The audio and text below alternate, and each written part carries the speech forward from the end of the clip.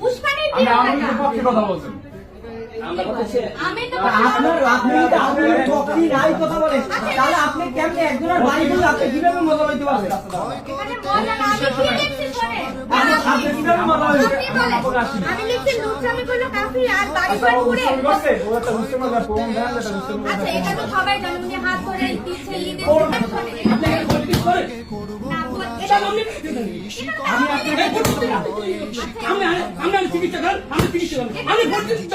আমি আপনাকে শর্ট একটা কথা বলছি। আচ্ছা, আমার কথা না বললে আমার কিছু বলার নেই। আমাকে আপনাদের সেটা একটু বলতে দিন।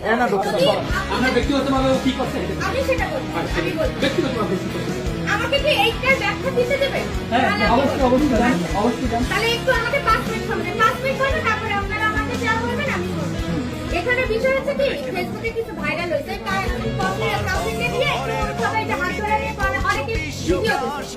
যেটা আমরা এটা একটু রসিক কথা বলতে কি, আমি এটা সিরিয়াস মাইন্ডে নিচ্ছি। আমি কিছু ফলা পরে বাড়ি ঘর পুরানো হচ্ছে, আমি ওটা না। আমি বলছি কি, কফি নিজে লুচ্চামিটা লোক একটু ক্ষতিগ্রস্ত হলো তার পরিবার। মানে এটা লিখে আমি আমার কাছে ফ্ল্যাট দিয়ে রাখছি। মানে আমি এটা বুঝাচ্ছি যে দোষ করলো কফি, কিন্তু ক্ষতিগ্রস্ত হলো তার পরিবার। এটা কিন্তু আমি খারাপ দিকে বলিনি। দেখেন, আপনারা এটা না বুঝে ই করলেন। আচ্ছা, না, আপনি না ভাই, আমি প্লিজ বুঝাচ্ছি কি যে কথা বলে শুনছি না আমরা। সন্তানের জন্য, সন্তানের কৃতকর্মের জন্য আপনার কথা- অনেক পরিবারের বাবা-মা ক্ষতিগ্রস্ত হয়। আমি কিন্তু ভাই এটা বুঝাচ্ছি। এর মধ্যে রাজনীতি কিছু না।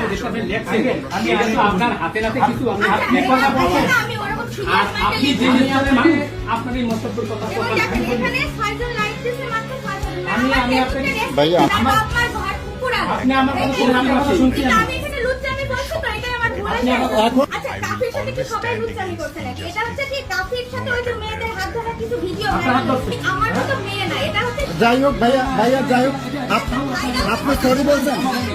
আপনাকে বাংলাদেশ আন্দোলন হয় না, তুমি বোঝাই যাক, এটা ম্যাডাম সরি বলছো, সরি বলছো। আমরা রাজনীতি করতে পারি।